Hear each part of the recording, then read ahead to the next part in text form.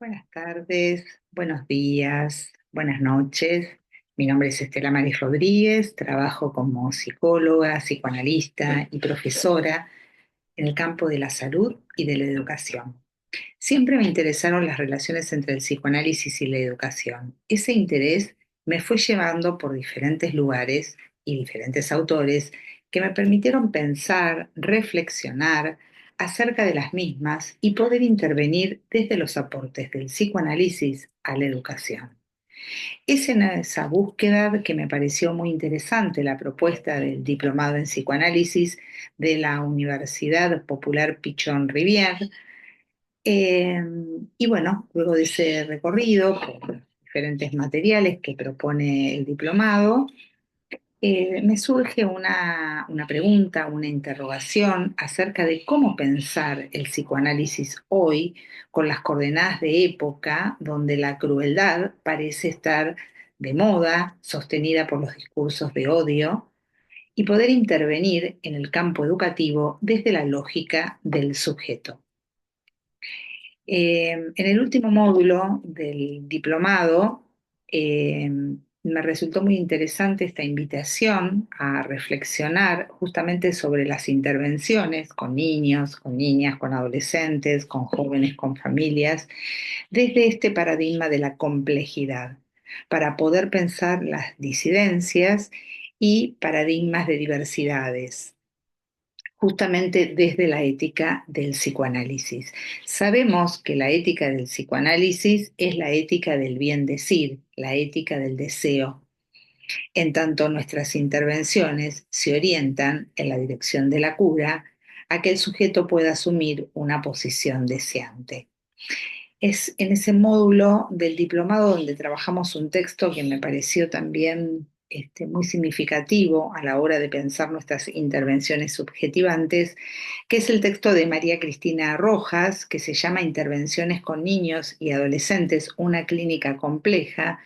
La autora en ese texto nos hace alguna luz para poder pensar acerca de lo que se llama la intervención psicoanalítica. Y nos dice así, voy a leer textual lo que dice el texto de Rojas. Intervenir refiere al hacer, decir, del analista que produce efectos en el proceso terapéutico.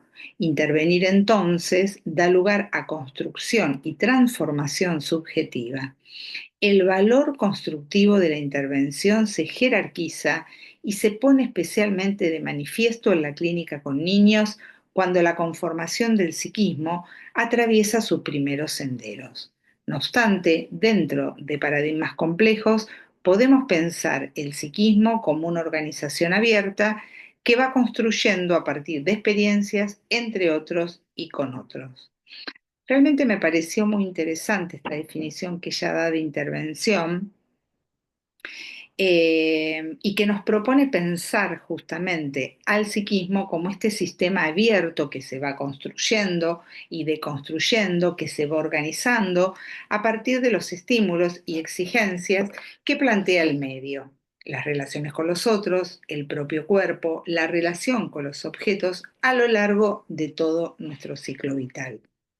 El psiquismo se va construyendo a partir de diferentes grupos de pertenencia, donde la familia sí es la primera institución que aloja a partir de las funciones maternas y paternas, pero también hay una serie de dispositivos de producción de subjetividad donde la escuela tiene una función fundamental. ¿Cuántas veces nos encontramos con trayectorias educativas donde es justamente la escuela la que cumple esa función materna o paterna porque están ausentes o son muy fallidas? El maestro Sigmund Freud produce una ruptura epistemológica con los saberes de la época al descubrir el inconsciente, al hablar de la sexualidad infantil, el complejo de Edipo, las pulsiones sexuales, la transferencia. A partir de estos conceptos funda una teoría del aparato psíquico, que es totalmente novedosa y única, ya que no hemos encontrado hasta la fecha, o al menos yo no he encontrado hasta la fecha, una teoría que dé cuenta del funcionamiento psíquico inconsciente. Tener una teoría del aparato psíquico como la que nos transmite el maestro Sigmund Freud es fundamental a la hora de pensar nuestras intervenciones analíticas, ya sea en la clínica, ya sea en la educación. Primera y segunda tópica freudiana hacen su ronda para ahondar en el funcionamiento de los fenómenos psíquicos de carácter sexual que quedan por fuera de la conciencia, aunque determinan el funcionamiento.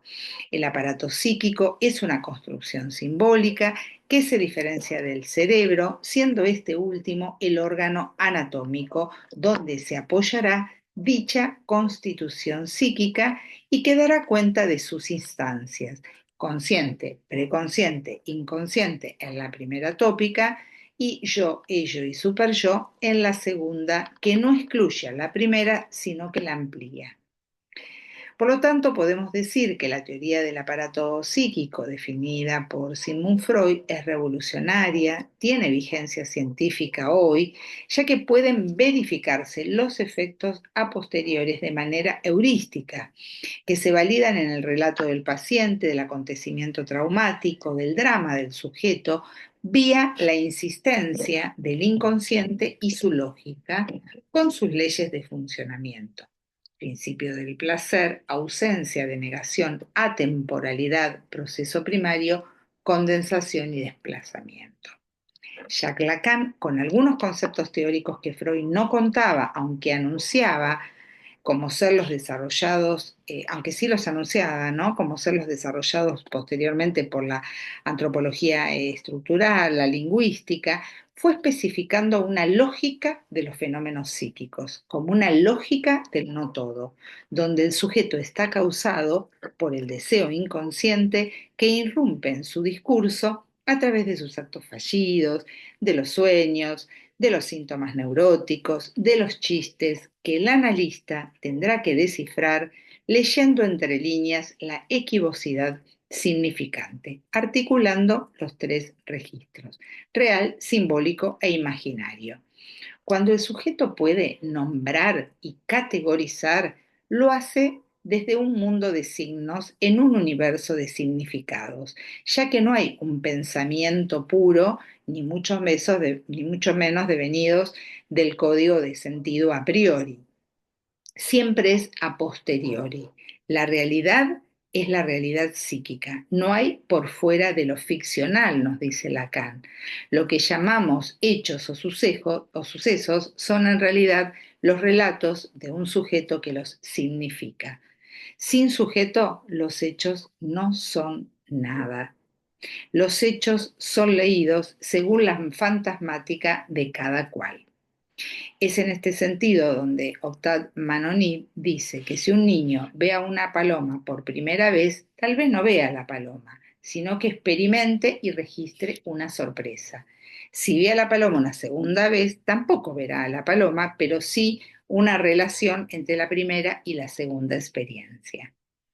El avance de las pseudociencias, acompañadas con el crecimiento vertiginoso de las tecnologías, arrasan al sujeto del inconsciente, intentando sustituir el lazo al otro con una máquina y el valor de la palabra con sílabas, o emoticones, olvidando la importancia del lenguaje en la constitución subjetiva. No es casual que cada vez más se encuentren en la clínica como en el ámbito educativo, con sujetos con serias fallas en la constitución psíquica, en la constitución subjetiva, con serias dificultades para la comprensión y los lazos sociales. En los últimos años, en el nivel inicial y primario, nos encontramos con niños con trastornos del lenguaje, niños que no pueden dormir solos, que nunca controlaron esfínteres, que no pueden estar solos o que no pueden jugar con otros niños. En el nivel secundario nos encontramos con adolescentes que tienen serias dificultades para hacer lazos sociales, su modalidad de relación al otro es a través de la violencia, situaciones de acoso escolar, cortes en el cuerpo, consumos problemáticos, depresiones o intentos de suicidios que se han incrementado notablemente luego de la pandemia. En la modalidad de adultos y de superior se observaron muchas personas con sufrimiento, con padecimiento subjetivo. Paralelamente crecieron las pseudoterapias, que ofrecen soluciones mágicas para el tratamiento del sufrimiento humano y que terminan en fracaso y que más de las veces llegan al consultorio psicoanalítico, donde los síntomas son tratados desde una lógica, una ética y una poética, en el marco interterritorial científico por el cual resulta crucial seguir estudiando, investigando rigurosamente para poder estar a la altura de las circunstancias epocales. Tal como decía el maestro Jacques Lacan, mejor que renuncie quien no pueda unir a su horizonte la subjetividad de su época. Psicoanálisis y ciencia pueden hacer lazo en el embés a modo de una banda de Moebius, esa figura topológica que uno la puede recorrer sin atravesar ningún borde, donde tratar de discernir lo real como imposible en tanto no hay relación sexual, no hay otro del otro, no hay complementariedad. Es aquí donde hacen su ronda la lógica, las matemáticas y la ética. Valernos de estos conceptos fundamentales del psicoanálisis para intervenir en las instituciones educativas resulta crucial, suponiendo siempre a los estudiantes sujetos de derecho y sujetos de deseo, que en el caso de tratarse de niños, niñas y adolescentes tienen derechos especiales, pero además como sujetos de deseo, sujetos a un deseo particularizado, singularidad. Lacan, en la conferencia sobre el síntoma, nos advierte sobre la marca indeleble que queda en el sujeto en no haber sido deseado o haber sido alojado tardíamente en el deseo de alguno de sus progenitores. La escuela, más de las veces, es la única oportunidad que tienen los niños, niñas, adolescentes y jóvenes de encontrar otros mundos posibles, donde no se reproduzcan las diferencias sociales de base, la violencia, el maltrato, la vulneración de sus derechos.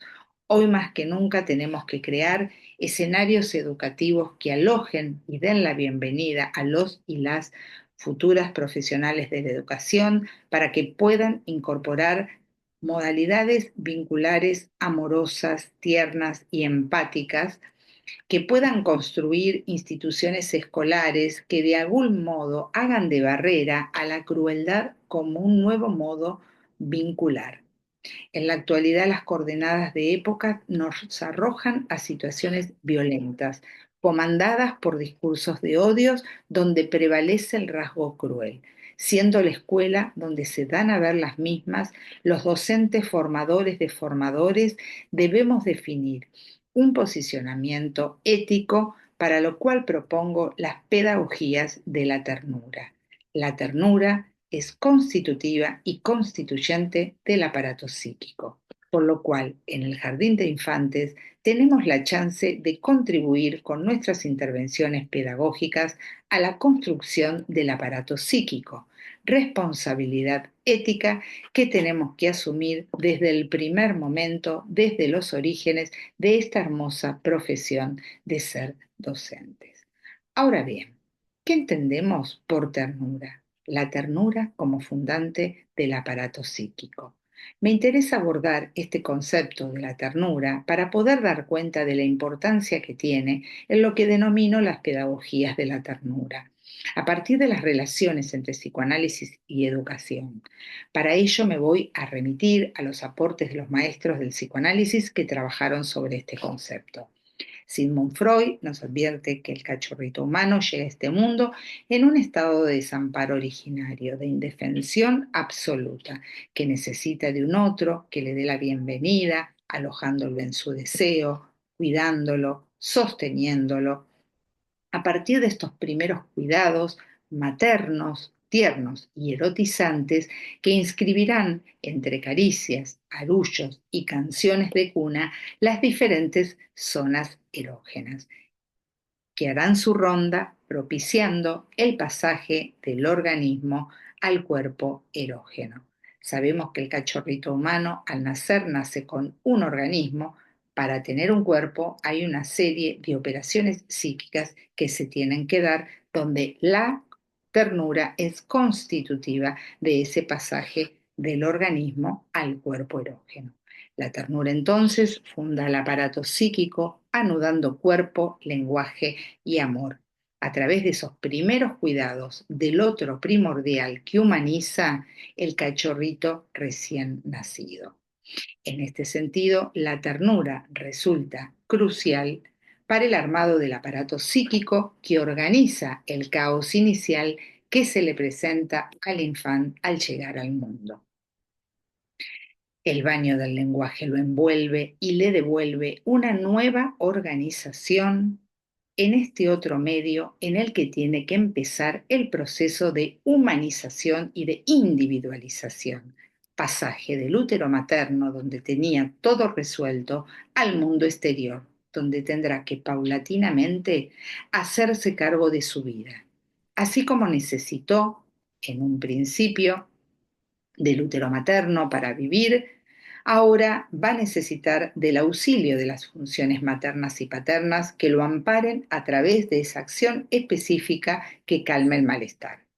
Es Jacques Lacan quien nos habla de la ternura como ese gesto de amor que anuda lenguaje, cuerpo y afecto. Para Fernando Ulloa, la ternura configura el formidable escenario en que el sujeto tiene la chance de advenir un sujeto ético, que se rehúsa a tomar al otro como objeto de su goce, por el cual, en tiempos de crueldad extrema, resulta crucial advertir que sin ternura no hay posibilidad de humanización.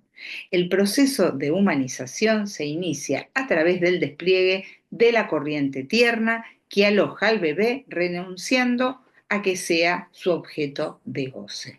Sin esa renuncia no hay humanización posible. La invalidez infantil está presidida por la ternura parental, nos dice Ulloa. La ternura es esa instancia típicamente humana, dice él, tan primigeniamente constituida que se la podría pensar de naturaleza instintiva.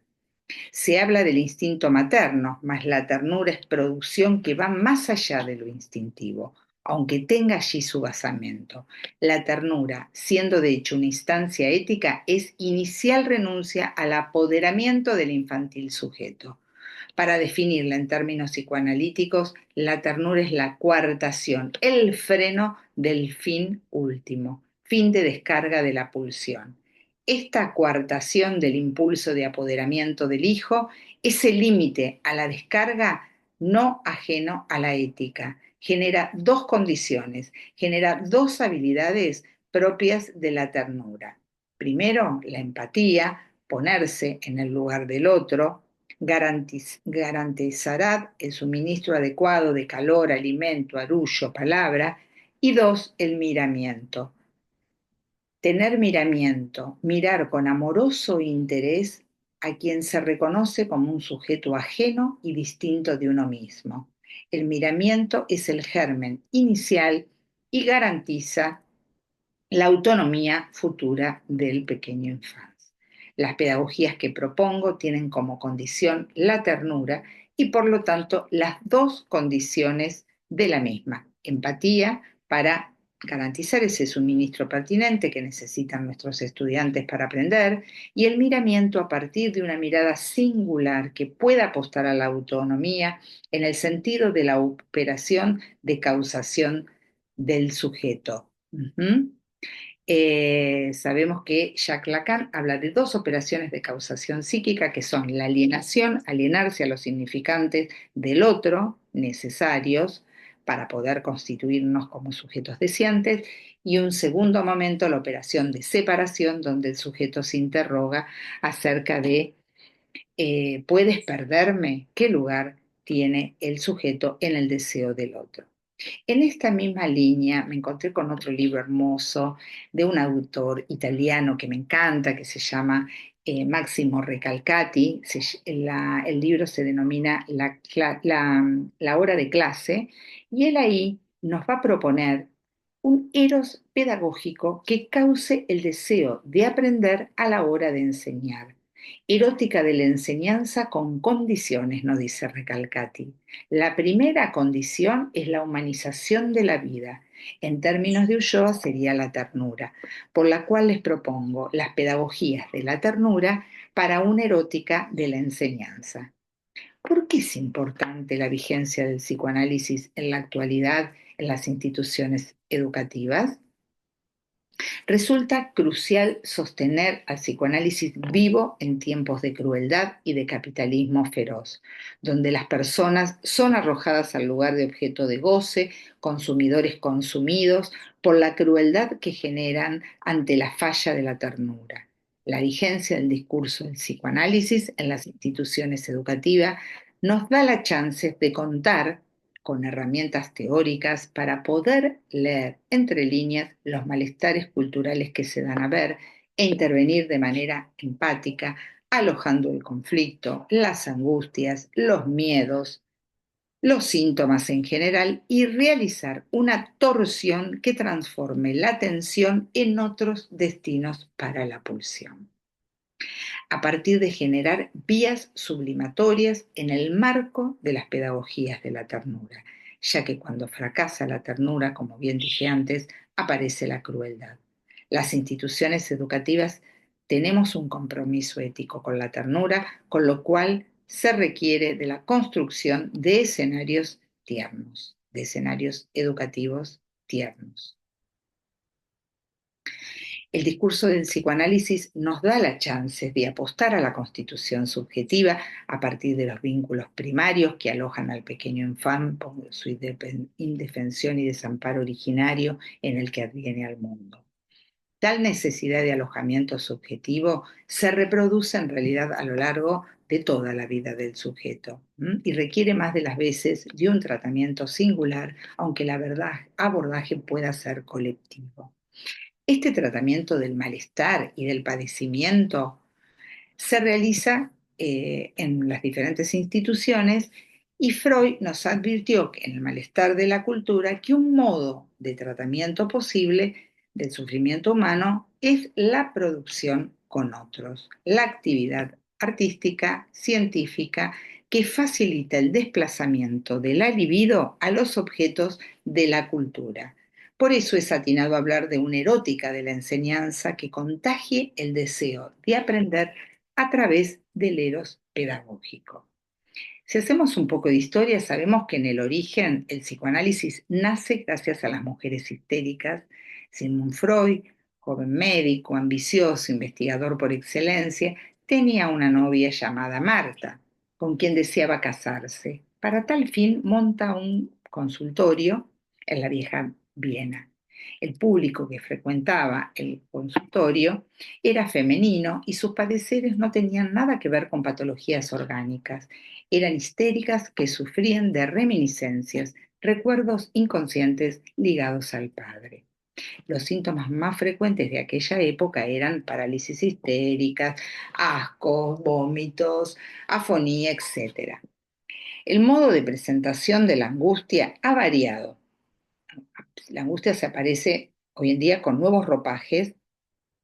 Aparece el nombre, ¿no?, de ataque de pánico, como así también de bulimia, anorexia, drogas, violencia, ADD, ADHD, TGD, TEA, TOC, bueno, y cantidad de siglas, eh, ¿no?, que devienen del gran DSM 4 o 5 mediante su nueva dirección, que reedita permanentemente medicalizando y psicopatologizando la vida cotidiana de las personas.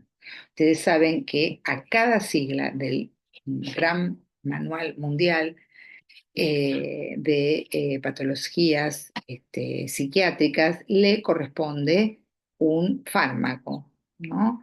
De esta manera, ese fármaco sirve para hipnotizar, manipular y adormecer a la población.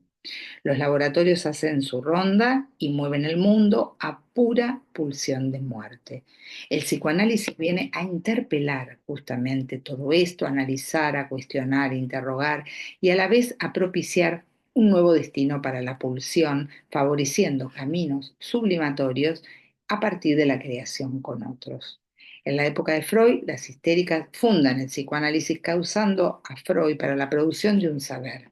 Los síntomas tienen que ver con el retorno de lo reprimido, síntomas que dan cuenta del malestar de la época.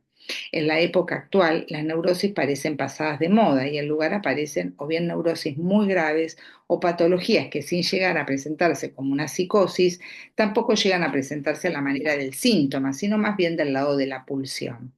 Cabe reflexionar sobre el porqué de las caídas de los ideales de la modernidad, igualdad, justicia, fraternidad, progreso, etcétera, y cómo los acontecimientos políticos, históricos, económicos, sociales inciden en el advenimiento de dichas patologías.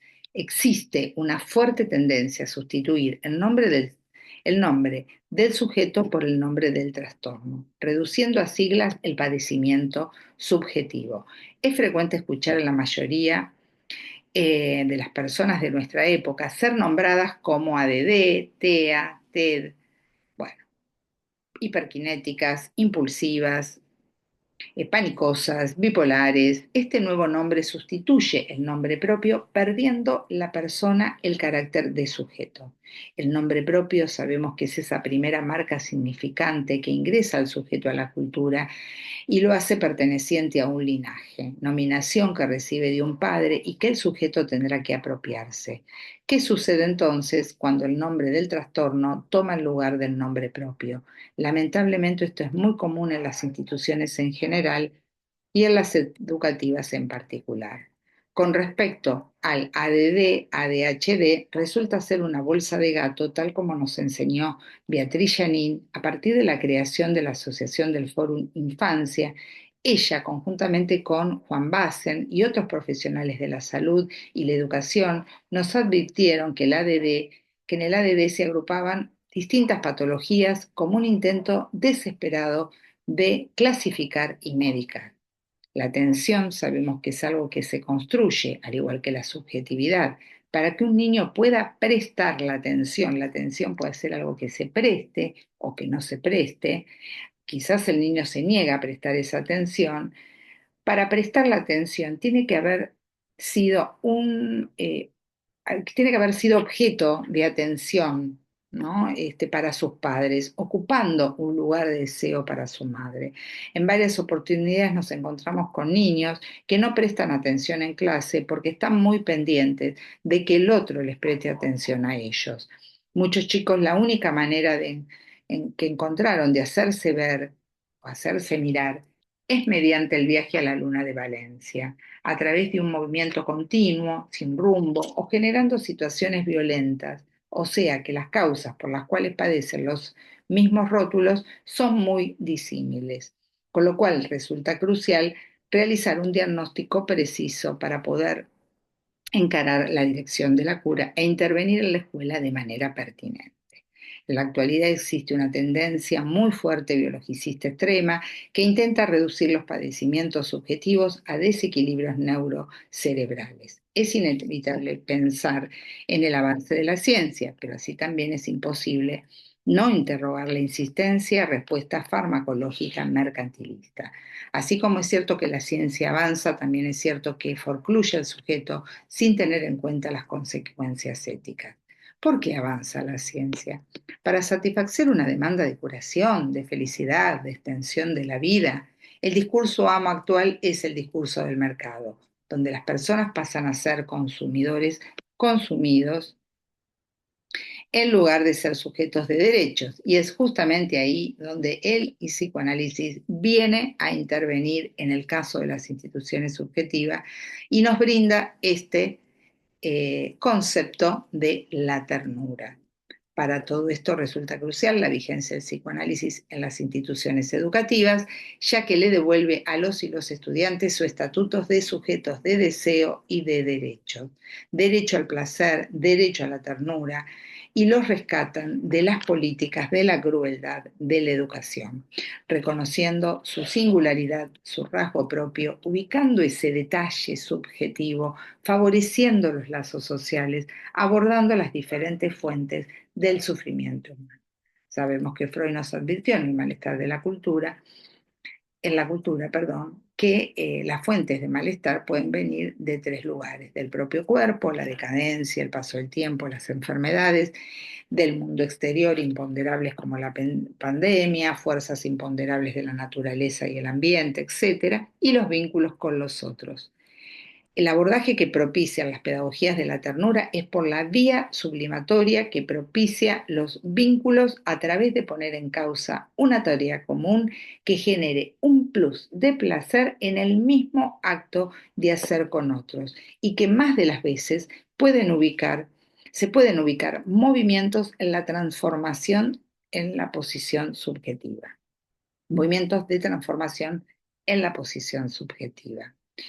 Recalcati en la hora de clase nos dice justamente que el poder cuestionarnos acerca de la enseñanza nos interpela y nos propone ceros pedagógico para causar el deseo de aprender en los estudiantes, esta erótica de la enseñanza a partir del análisis que realiza sobre la escuela de hoy. La tesis del libro de Recalcati, La hora de clase, es el papel insustituible del maestro, ¿no? En tiempos de la inteligencia artificial, pensemos y volvamos a esto. Plantea entonces una erótica de la enseñanza que tiene condiciones, así como para los humanitos hay un menú con condiciones eróticas de elección, ¿no? Eh, por ejemplo, cuando tenemos hambre no comemos cualquier cosa, tenemos hambre de un asadito, de una, no sé, una lasaña, de un heladito, ¿no? De unos ravioles tricolor con salsa blanca. Bueno, la erótica de la enseñanza también tiene sus condiciones. La primera, la humanización de la vida, ¿no? A través de ese enlace afectivo entre docente y estudiante, ese vínculo con el otro llamado desde el psicoanálisis la transferencia. Segunda condición erótica de la enseñanza, el amor por el conocimiento. En una hora de clase como condición para el aprendizaje tenemos que tratar de erotizar el saber para no erotizar el cuerpo del maestro. El maestro no solo da testimonio de su saber, sino que hace del saber un objeto amado, un cuerpo erótico. En una hora de clase se puede transformar la vida de los estudiantes y puedo hacer que se enamoren de mi materia. Les propongo que previo a nuestras intervenciones educativas realicen una evaluación preliminar, un diagnóstico acerca de en qué condiciones se encuentra el deseo de enseñar, porque difícilmente podamos causar el deseo de aprender si no estamos causados por el deseo de enseñar.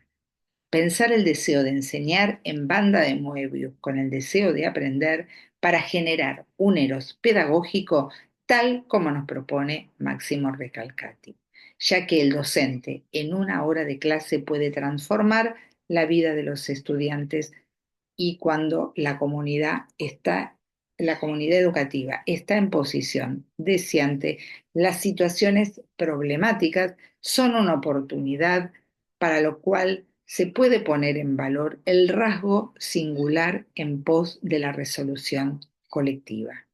Recordar el concepto de salud de nuestro querido maestro Sigmund Freud como esa capacidad de amar y de hacer lazos sociales, y de trabajar nos orienta, ¿no?, hacia la dirección de nuestras intervenciones subjetivantes, tanto en la clínica como en la educación. Sabemos que Pichon Rivière se nutre justamente de los conceptos fundamentales del psicoanálisis para crear su técnica, los grupos operativos, la cual nace ante el encuentro con un real, ¿no?, que le provoca la decisión arbitraria del hospicio de las Mercedes de retirarle los enfermeros, ¿no? Ese encuentro con lo real es tremendo. Y cómo a veces el encuentro con lo real, dice Lacan, cura.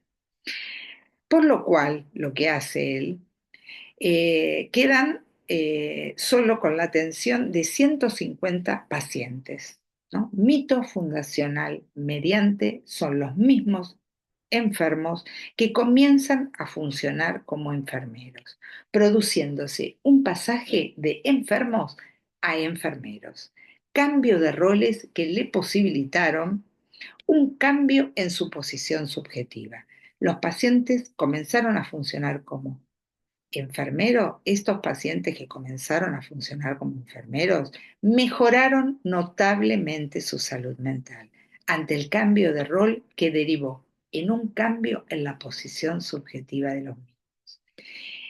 El maestro queda sorprendido de los efectos que tuvo esa decisión. Lacan diría que ante el acto hay horror al acto. Recuerdo siempre las palabras de un auxiliar de la escuela de adultos, a la cual tengo el honor de conducir desde hace 2 años y medio, con un cambio de función, me dice, siempre te estoy agradecida por dejarme ser. Antes de tomar la conducción de la escuela, la auxiliar, al estar en cambio de función, no la dejaban hacer nada. Al poco tiempo de empezar a ejercer mi función como directora, me doy cuenta que tiene una caligrafía preciosa, que le encanta hacer láminas y escribir. Actualmente hemos formado un equipo de trabajo donde ella se encarga conjuntamente con otra docente que está con un artículo 139, que son los docentes que están sumariados por diferentes motivos, de realizar las carteleras, las láminas para las efemérides, jornadas y encuentros de reflexión. Ambas han cambiado notablemente su humor, su imagen y su salud. Es muy conmovedor ubicar los efectos terapéuticos que tienen en las personas los cambios de roles, cuando se apuesta subjetivamente en ellas, sus habilidades y potencialidades, a partir de la localización de un detalle que las hace únicas e irrepetibles. A lo largo de todos estos años que vengo trabajando en diferentes instituciones educativas de distintos niveles y modalidades, he comprobado el efecto terapéutico de los grupos en la vida de las personas. Más de las veces los grupos producen los efectos terapéuticos que muchas terapias no pudieron lograr. En el caso de los estudiantes con condición de autismo o psicosis, a lo largo de sus vidas han transitado una serie de tratamientos psicológicos, fonoaudiológicos, psiquiátricos, psicopedagógicos, más y más, sin poder ubicar cambios significativos muchas veces en sus vidas hasta que comienzan a participar en grupos centrados en la tarea y comienzan a ejercer otros roles que favorecen la inserción social y educativa. Apostemos entonces a las intervenciones subjetivantes que a través de la localización de un detalle favorecen el lazo social que transforman sus vidas, otorgándole sentido a su existencia humana, porque, como dice Recalcati, la función principal de la escuela es la humanización de la vida de nuestros y nuestras estudiantes. Muchas gracias.